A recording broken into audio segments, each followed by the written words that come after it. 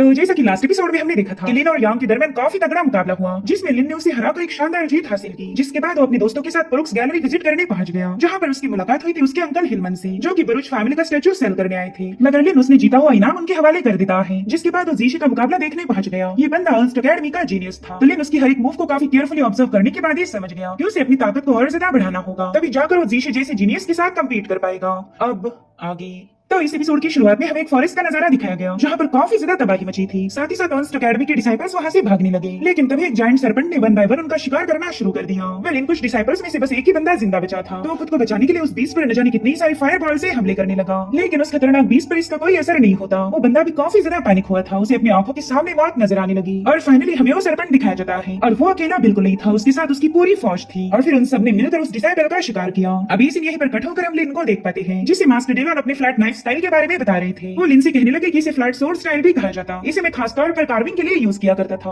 अब ये सुनकर लिन उनसे पूछने लगा कि क्या आप भी मूर्तियां बनाया करते थे, जिस पर मास्टर डिलॉन कहने लगे कि मूर्तियां बनाना मेरा मकसद था ही नहीं, मैं तो अपनी स्पिरिचुअल पावर को रिफाइन करना चाहता था। और अगर बात कार्विंग की जाए तो उसमें ढेर सारे टूल्स की जरूरत पड़ती, जिस पर मास्टर डिलॉन जवाब देते हुए कहने लगे कि हाँ बिल्कुल, लेकिन मैंने कभी एक्स्ट्रा टूल्स का इस्तेमाल नहीं किया। मेरी कार्विंग हमेशा मेरे फ्लैट नाइफ पर ही डिपेंड रहती थी। ये सिर्फ एक डेलिकेट टेक्निक नहीं, बल्कि इसके अंदर तुम्हें काफी आर्टिस्टिक वैल्यू भी नजर आएगी। मैंने अपने फ्लैट सोर्ड स्टाइल को काफी पेशेंस के साथ इजाद किया था, लेकिन बदकिस्मती से मैंने जो भी नॉलेज अचीव किया था वो सारा की सारा काम एक बेसमेंट में छुपा के रखा। लेकिन अब 5000 साल बीत गए तो मुझे पूरी गारंटी है कि मेरा सारा काम मिट्टी में बदल चुका होगा, और इसी वजह से लोग मेरे बारे में भूल गए। मैं इतिहास के पन्नों से पूरी तरह से वैनिश हो गया, वरना मैं भी स्टोन कार्वर परुक्स जैसा फेमस हो जाता। पहले सारी बातें सुनकर लिन काफी ज्यादा हैरान था। उसने कभी एक्सपेक्ट भी नहीं किया था कि मास्टर डिलॉन एक स्टोन कार्वर होंगे। इसलिए तुरंत ही मास्टर डिलॉन से कहने लगा कि मुझे तो यकीन ही नहीं हो रहा कि आप भी मास्टर परुक्स जैसे टैलेंटेड थे। ये सुनते साथ ही मास्टर डिलॉन उससे कहने लगे कि बच्चे, तुम मुझे परुक्स के साथ कंपेयर मत करो। क्या तुम्हें पता भी है परुक्स ने स्टोन कार्विंग में ब्रेक थ्रू क्यों किया था? वेल, इसका रीजन मैं हूँ। वो बंदा मुझसे काफी ज्यादा इंस्पायर्ड हुआ था। इनफैक्ट तुम ये भी बोल सकते हो कि परुक्स मेरा एक डिसाइपल था। उसने मेरे ही साथ स्टोन कार्विंग को, उसने मुझसे इंस्पायर्ड होकर स्टोन कार्विंग को मास्टर किया, और इसी वजह से तो गैलरी में मैंने तुम्हें बताया था कि मैं परुक्स को जानता हूँ। दरअसल वो मेरा डिसाइपल था। खैर, मैं तुम्हें बताता हूँ मेरी फ्लैट सोर्ड स्टाइल की खासियत क्या है। इसे मास्टर करने के लिए तुम्हारे अंदर सब्र और फोकस होना ही चाहिए। जब तुम पूरी तरह से फ्लैट सोर्ड स्टाइल में खो जाओगे, तब तुम्हें किसी भी चीज का कोई होश और हवास नहीं रहेगा। तुम्हें ऐसा फील होगा कि तुम्हारा इस दुनिया से कोई लेना देना नहीं, बल्कि तुम अपनी ही एक दुनिया बनाओगे, जिसमें स्टोन कार्विंग से ज्यादा इंपॉर्टेंट तुम्हें और कुछ फील होगा ही नहीं। तुम एक ऑर्डिनरी लाइफ का इस्तेमाल करके ही हाई लेवल के पॉइंट्स को अचीव कर सकते हो, और यही तो मैजिशियन बनने की पहली लेवल है। सो यहाँ पर लिन भी मास्टर डिलॉन की फ्लैट सोर्ड स्टाइल को मास्टर करना शुरू कर देता है। उसने अपना एक साधारण सा नाइफ लेकर उसे स्टोन में पियर्स किया। मास्टर उसे बता रहे थे कि सबसे पहला तो तुम्हें स्टोन में मौजूद एलिमेंट्स को पहचानना होगा। शुरुआत में इन एलिमेंट्स की पहचान करना मुश्किल है, इसलिए मैं जहाँ तुम्हें बताऊंगा उसी पोजीशन पर कार्विंग शुरू कर दो।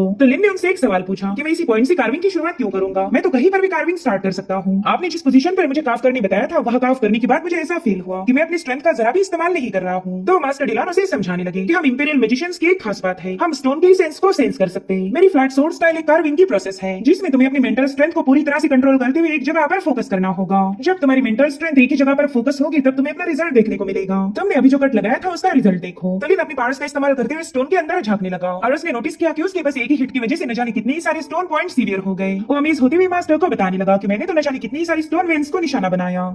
जिस पर मास्टर डिलॉन बताने लगे कि एक हाईएस्ट रैंक के स्टोन कार्विंग का एक ही मकसद है, तुम्हारा स्टोन खूबसूरत होना चाहिए, और साथ ही साथ तुम्हारी क्राफ्टिंग भी परफेक्ट होनी चाहिए। और इसी वजह से मैं कह सकता हूँ कि पावरफुल मैजिशियंस और आर्टिस्ट में कोई फर्क नहीं होता। ये दोनों भी एलिमेंट्स के फ्लो को महसूस करते हुए अपने आर्ट को परफेक्ट बना सकते हैं। ह्यूमन आर्ट और नेचुरल एलिमेंट्स ने हमेशा एक दूसरे को कॉम्प्लीमेंट किया है, तो हमें एलिमेंट्स की रिदम और हार्मनी को समझना चाहिए। तो लिन भी अपनी मैजिकल पावर का इस्तेमाल करते हुए स्टोन वॉल में मौजूद स्टोन पॉइंट्स को चेक करने लगा, और अब उसने भी बड़ी ही मेहनत के साथ कार्विंग करना शुरू कर दी। इनफैक्ट वो क्लासरूम में भी पूरे फोकस के साथ अपने स्टोन एलिमेंट पर ध्यान रखता था, और ये देखकर ही लियान थोड़ी सी हैरान हो गई। उसे समझ आ चुका था कि लिन एक नई आर्ट सीखने की फिराक में है, तो वो भी उसे फॉलो करते हुए उसे स्टोन के पास पहुंच गई, जहाँ पर लिन अपनी कार्विंग को अंजाम दे रहा था। उसने देखा कि लिन ने पत्थरों से कुछ जानवरों को काफ किया है, और वो अपने काम में इतना ज्यादा खोया हुआ था कि उसने लियान पर जरा भी ध्यान नहीं दिया, तो वो भी बिना लिन को डिस्टर्ब करे वहाँ से चली जाती है। हालांकि मास्टर डिलॉन ने उसे देख लिया था, और अब ऐसे ही कई दिन बीतते गए। लिन पूरी तरह से अपने कार्विंग में मसरूफ था। इतना ही नहीं, उसने तो बेबी का भी एक स्टैचू काफ किया, लेकिन बेबी कह रहा था कि ना, ये तो मैं हो ही नहीं सकता, ना ही मैं इतना मोटा हूँ और ना ही बदसूरत हूँ। ऊपर से तुमने मेरे हाथ में एक लेग पीस भी थमा दिया, ये दिखाने के लिए कि मैं एक नंबर का भुक्कड़ हूँ। जिस पर लिन उसे बताने लगा कि स्टैचू तो तुमसे भी 1000 गुना ज्यादा क्यूट लग रहा, और उतने में ही मास्टर डिलॉन रिंग से बाहर आ जाते हैं। वो लिन से कह रहे थे कि तुमने तो इस स्टैचू को बनाने में न जाने कितने सारे स्ट्रोक्स जाया कर दिए। इस बेकार से स्टैचू को किसी ने देखा तो मेरे फ्लैट सोर्ड स्टाइल का नाम मिट्टी में मिल जाएगा। वेल, यहाँ पर मास्टर डिलॉन लिन के साथ मजाक कर रहे थे। वो उसे पूछते कि बताओ, इस स्टैचू को काफ करते हुए तुम्हें कैसा फील हुआ? तो लिन ने बताया है कि जब मैं कार्विंग में बिजी था तब मुझे ऐसा फील हुआ कि स्टोन के अंदर एलिमेंट्स मेरे साथ कोऑपरेट कर रहे हैं, मानो वो खुद होकर मेरी ब्लेड को रास्ता दे रहे थे, और इसी वजह से मेरे कार्विंग के फ्लो में बिल्कुल भी कोई रेजिस्टेंस पैदा नहीं हुआ। ऐसा लग रहा था कि मानो स्टोन चाहता है कि मैं उसे काफ करूं। जो सुनते साथ ही मास्टर डिलॉन हंसने लगे। उसे कहती है 25 स्टोन के अंदर मौजूद एलिमेंट अपने आप साइड में नहीं हटे और ना ही उन्होंने कार्विंग में तुम्हें कोई कोऑपरेट किया, बल्कि वो तो तुम थे जिसने उन एलिमेंट्स को मूव किया।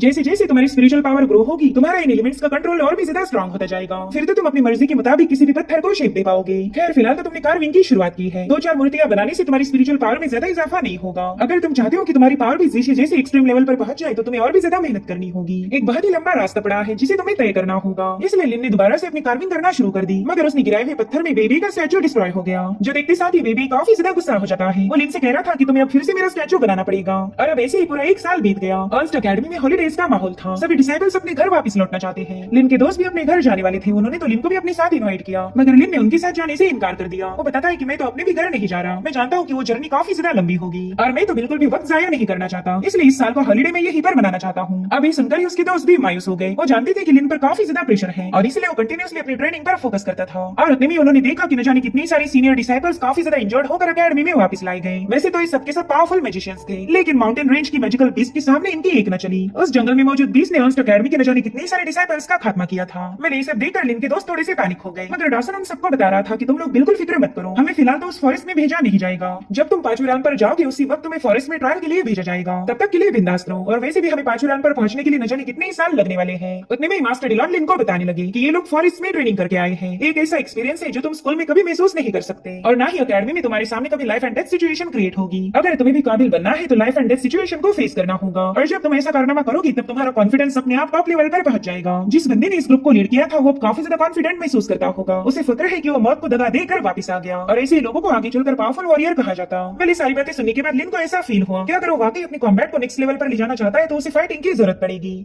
और इसके लिए माउंटेन रेंज के मैजिकल बीस्ट से मुकाबला करना काफी ज्यादा इंपॉर्टेंट था। लेकिन उससे भी ज्यादा इंपॉर्टेंट चीज ये है कि उसे 5वीं लेवल पर पहुंचना होगा, तभी जाकर उसे ट्रायल के लिए उस जंगल में भेजा जा सकता था।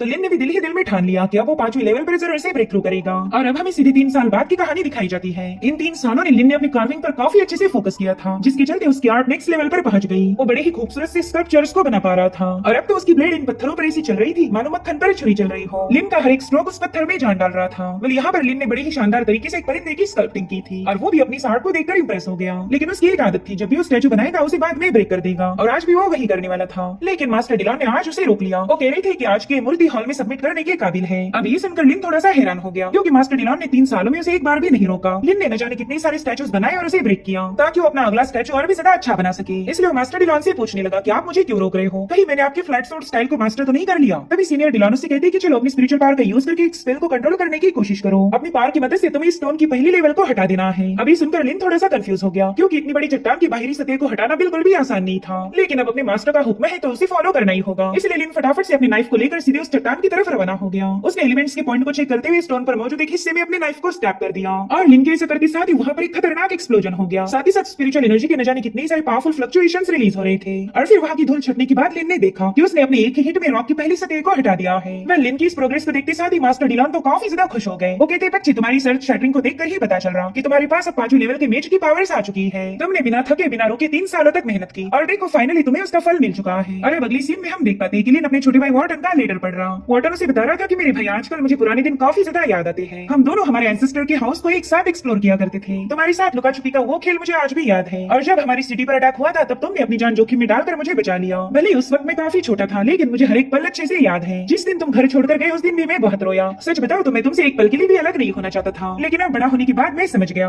कि तुमने घर क्यों छोड़ा था। अगर हमें अपनी जिंदगी में कुछ कर दिखाना है तो हमें अपने कंफर्ट जोन से बाहर जाना ही होगा। इसलिए मैं भी तुम्हारे नक्शे कदम पर चलने का फैसला ले चुका हूँ। साथ ही मैं लेवल 2 का वॉरियर भी बन चुका हूँ और मेरी इसी काबिलियत के दम पर मुझे ओब्रायन वॉरियर्स की अकेडमी में एडमिशन मिल गई। इसी ऑटम में मैं उस अकेडमी का हिस्सा बनूंगा। तो मेरा भी घर छोड़कर जाने का वक्त आ चुका है। मेरे भाई, मैं आपको काफी ज्यादा मिस करता हूँ और मुझे उस दिन का इंतजार है जब हम दोनों की मुलाकात होगी। लिन अपने छोटे भाई का लेटर पढ़कर काफी ज्यादा इमोशनल हो गया। वो भी उससे मिलना चाहता था, लेकिन फिलहाल ट्रेनिंग उसके लिए काफी ज्यादा इंपॉर्टेंट थी ताकि वो अपनी बरूच फैमिली की सारी क्राइसिस को खत्म कर सके। और फाइनली वो दिन आ गया जब अकेडमी के एल्डर्स लिन की पावर्स को टेस्ट करेंगे। लिन ने भी इसी पल के लिए 23 साल कड़ी मेहनत की थी ताकि वो 5वें लेवल का मैजिशियन बन जाए। तो अब लिन के डाइस पर उतरते साथ ही वहाँ मौजूद एल्डर्स ने वहाँ पर एक फॉर्मेशन को एक्टिवेट कर लिया। उनके ऐसा करते साथ ही लिन के आसपास एक पावरफुल शील्ड फॉर्म होने लगती है और ये सब देखकर वहाँ मौजूद डिसाइपल्स थोड़े से कंफ्यूज हो गए। वो कहते हैं कि लिन ने तो पिछले साल ही 4थी लेवल के एग्जाम को पास किया था और इस बार वो 5वें लेवल के एग्जाम को देने जा रहा है। इस बंदे की स्पीड तो वाकई कमाल की है। हमें तो एक लेवल पर ब्रेक थ्रू करने के लिए 5 से 10 साल लग जाते हैं। तो फिर लिन ने अपना स्पीड इतनी तेजी के साथ इंक्रीज कैसे किया होगा? इनफैक्ट स्पेशल एग्जाम को लिन के लिए ही सेटअप किया यहाँ है ताकि उसकी पावर्स का अंदाजा लगाया जा सके।